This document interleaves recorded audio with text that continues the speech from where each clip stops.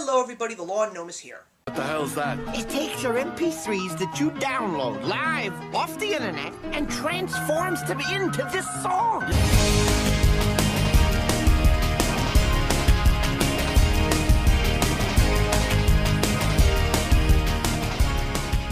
So I've got a music review for you guys today. This may in fact be the last one of 2017, but I will say that I am so happy to have seen the last quarter of 2017 really pick itself up in the music department. As it started out extremely sluggish, I really was happy with a lot of the albums of artists that I love, and even some new artists that I've discovered in the past couple of months. I love the fact that they came out in full force, really shined, and gave me something new that I could listen to and enjoy. So of course, if you're new to my channel, welcome. It's a pleasure to have you. And when it comes to music on my channel, I like to talk about albums in pairs because I just feel that that is a good way to give you guys a good, well-rounded video and try and find a similarity between them. So I've got two interesting albums today from two artists that I love. One that's been around for over 20 years, and one that I recently discovered and was really skeptical and interested at the same time in regards to what their third album was going to be. And the same could be said about the other one too. And we're going to start with that other one, and it is one of the greatest bands that emerged in the 1990s, and that of course is Weezer. And this is their newest album, Pacific Daydream. Now I'm going to give you guys a little bit of an understanding of my attitude towards Weezer.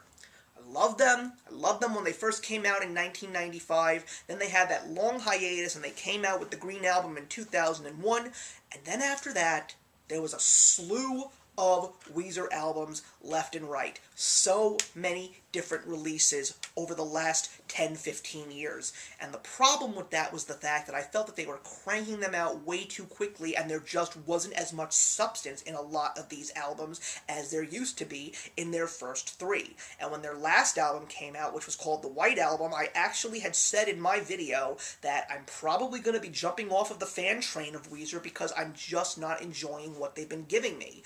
However, there was a lot of interesting things to be said about Pacific Daydream. Some people had bad things to say, but there were some people that had great things to say. And so, of course, if I wasn't going to buy the album, if I was officially going to jump off of the train, I was going to at least give this album a listen. And I really liked what I heard.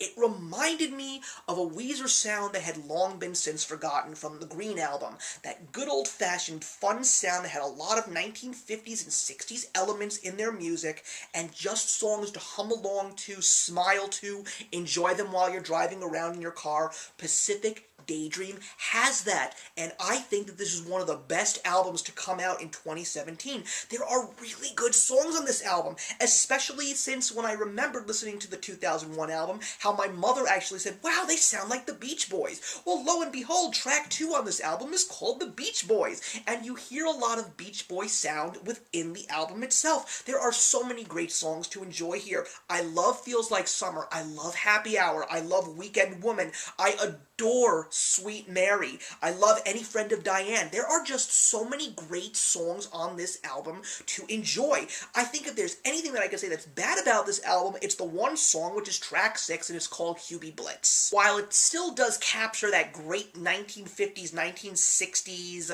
pop rock sound, it just probably is one of the ones that just doesn't sound like a really good one altogether. But the whole album of Pacific Daydream, I would probably have to say, fight me if you want, is one of Weezer's strongest albums in years, and I am proud to have this one in my collection, and I am no longer jumping off of the Weezer fan train. I'm dying to know what's next in store for Weezer, because if they could rope me back in so strongly with an album like this, then I am still going to be a strong and great fan of this band to see what is going to be next on the horizon.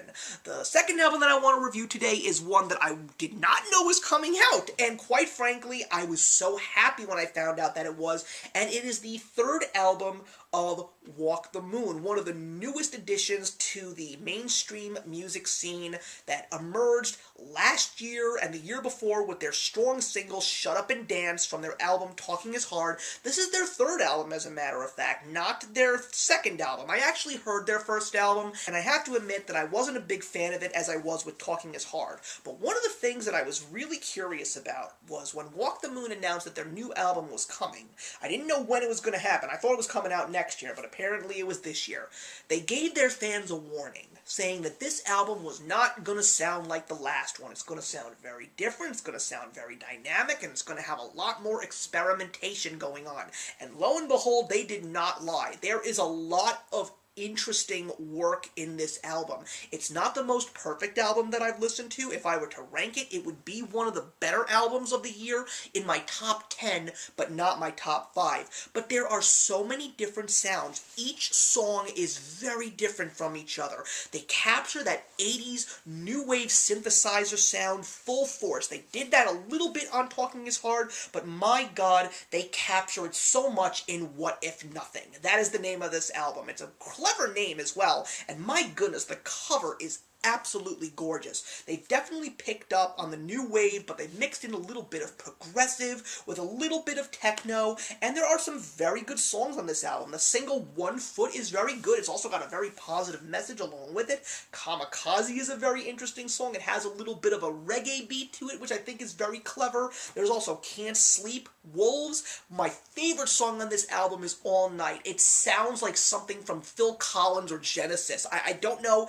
if there's any other way that I can describe that song, but it is so good. And Tiger Teeth is another great song. There are really good songs on this album. While there's a lot of people that are not saying good things, as someone who likes to hear something innovative, experimental, and different, I have to admit that Walk the Moon really surprised me with their new album, and I am still a very strong fan of theirs. I'm dying to know what's going to come next from these guys. If they could be as experimental and innovative as they were with What If Nothing, I'm really thinking that they're a band that's going to try and stand the test of time and be one of the most memorable of the past decade. So that's it, everybody. We've got 2 albums to take a look at. I would love to see some comments in the box below to hear what you think of either of these albums, if you heard about them, or listened to them, or just about these artists in general. But in the meantime, thank you very much for watching, and I will see you in the next one.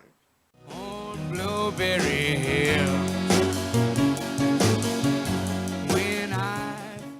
Hey, thank you so much for stopping by my channel today. If you're new here and want to see more of what my channel has to offer, please click on the link to my last video, or hit that subscribe button to be kept up to date with all of my uploads. Content of all sorts is posted here quite often, so trust me, you do not want to fall behind. I will see you in the comments, and actions speak louder than words.